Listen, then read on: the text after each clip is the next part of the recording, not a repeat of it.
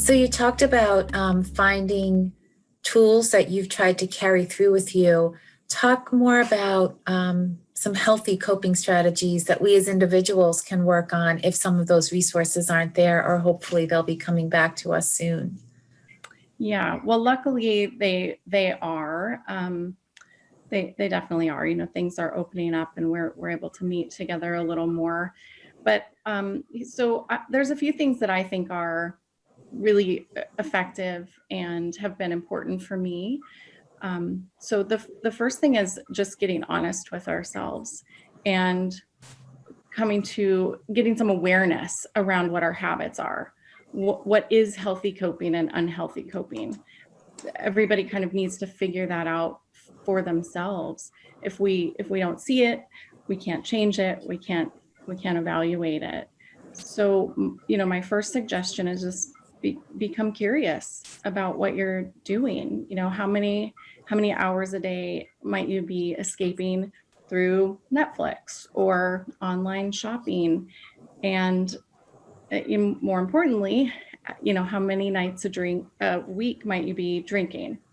And what's the motivation behind that? And that could be alcohol. It could be, you know, sleeping pills. It could be taking edibles, and just checking in with yourself around that. You know, we ask our patients these kinds of questions. You know, do you feel guilty about it? Is it creating some consequences for you or for your family or your friends? So that's the first place that I would go, is just some awareness and some rigorous honesty with yourself. Mm-hmm. And the other thing that is important is to set some boundaries. Burnout is so real, so pervasive and insidious. And during this last year, we've all just wanted to do more for everyone else, right?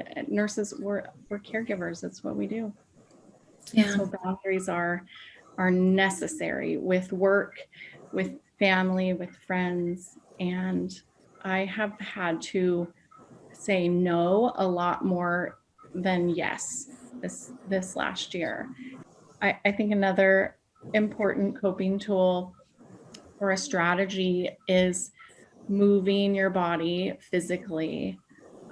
That's been important for me this year. There's a saying we have in recovery that the issues are in our tissues, and I find that to be true. We hold this stress and we absorb all this energy from others throughout the day. And so whether that's walking or, you know, yoga is a very classic example.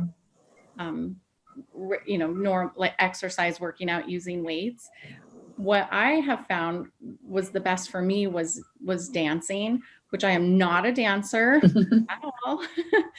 But there is something about, you know, it was what was available. I didn't have workout equipment at home, but I could turn on a workout dance video, and it processes emotions. It processes the energy that is saved up in the body. So Yeah.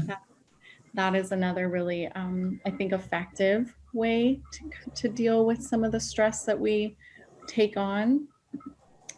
And then I think, you know, really the most important and sometimes the scariest tool to use is connecting with others, particularly if you're connecting to share your story or your concerns around some unhealthy coping habits. There's such stigma and shame regardless if you're a nurse or you're an engineer or a teacher, you know, just a human. There's so much stigma and shame. And I think we're making headway on that. But healthcare professionals we have this fallacy that we're healthy, that we don't do the things that we recommend our patients don't do. But obviously we absolutely do. So it's essential, but it is scary. There are many ways that you can connect with others. I think there's what I've found is that some formal and some informal can be really beneficial. So formal debriefs within a department after difficult or challenging patients, in my opinion, should be mandatory. They're not always facilitated by administration. So if that's not happening in somebody's department, I would say advocate for that, because we need a place to share and to unload some of the burden of the caregiving that we're doing, and to understand also in a more formal and a professional way about what's working or what's not working. And then spiritual care departments can be really helpful. That can be a great way to do some one-on-one, very confidential, let out your emotions with somebody who can be safe, you know, and can hold that space for you. I also think that every nurse should be afforded a therapist from the start of their career. I really do. And, you know, most hospitals and organizations do have some type of caregiver assistance program or an employee assistance program, but it's been difficult to get a therapist this year for a few reasons, right? They're not available in person. They're booked because everybody is needing the support. And therapists are people too, by the way, right? So they're going through the pandemic at the same time.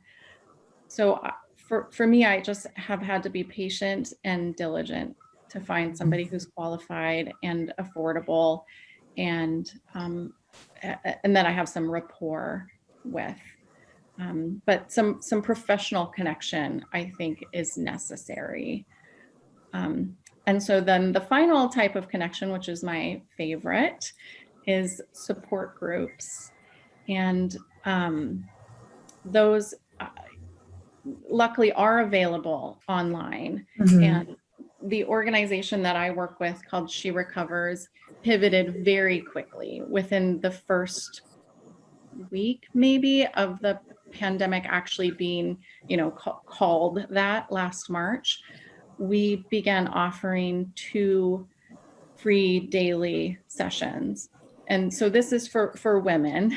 So it's a little, or self-identifying women, it's a little bit exclusive, but it's just an example of a safe place to go to share. And She Recovers' first guiding principle is that we are all recovering from something. So not just for the bigger umbrella is women who are trying to be sober or are sober in recovery from substances, but recovering from anything. And now we all truly are. We're recovering from a pandemic. So it applies to everyone. And then we also have a weekly meeting that is specifically for healthcare professionals. And that's grown quite a bit this last year, as you can imagine.